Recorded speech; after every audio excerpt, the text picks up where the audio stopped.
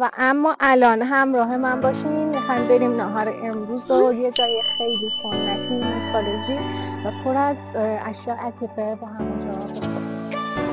امروز نهارمون رو کوچه حاج میرزا و کافه حاج میرزا.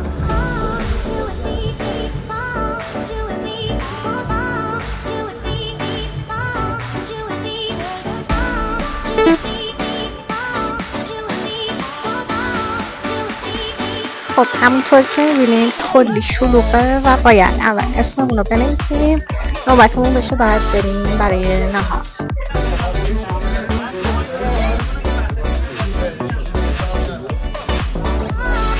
از نهار امروزمون بریم غذای ولور دلنشین.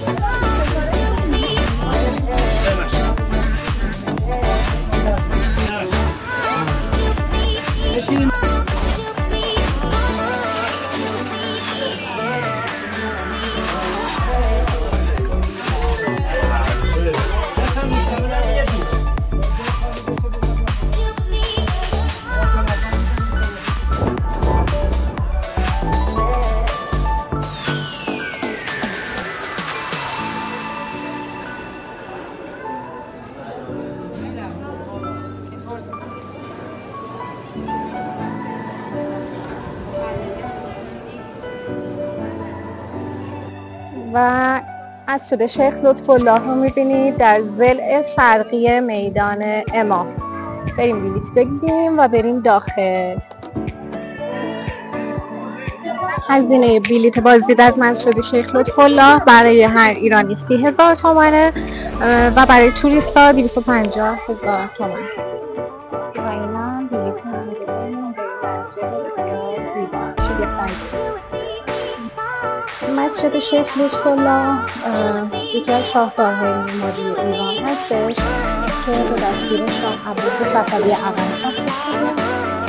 سال 1630 میلادی آغاز شده و تا سال 1690 میلادی ادامه. مسجد شیخ لطف‌الله به عنوان مسجد خصوصی شاه هم شناخته میشه. این مسجد خصوصی به عنوان میراث جهانی یونسکو هم به ثبت رسیده.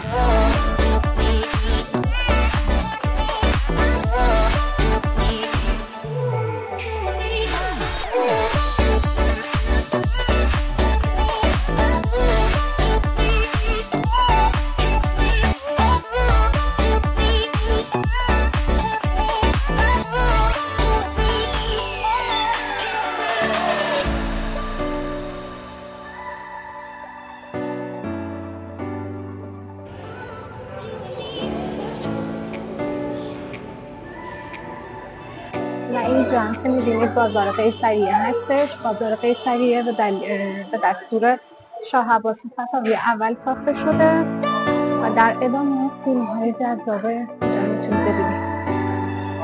در دوره صفوی این بازار یکی از مراکز تجاری بسیار مهم بوده که به خاطر فروش فرش‌های گرانبها و کاشف‌های اهمیت داشته و بعضی از حوزه‌ها مشتری‌ها و تجار خارجی خودشون رو داشتن. بازار قیصریه سنتی شده است و حوزه‌های بسیار زیادی داره و هر کدوم هم در کار خودشون متخصص هستن. و بازار دو طبقه بوده. طبقه پایین مغازه‌ها بودن که کار فروش و اینا بوده. طبقه دوم امور بازرگانی و دفترهاشون بوده. و اینجا مسجد امام هستش که در ضلع شمالی میدان امام وجود داره. بازار قیصریه هم چنان خودشون بوده و خیلی خودشون رو دارن ادامه. و بازار قیصریه بوده جاهاییه که خیلی از گردشگران علاقه زیادی دارن، هم به خاطر اینکه تاریخی قدیمی داره، هم به عنوان بازارگردی اصیل.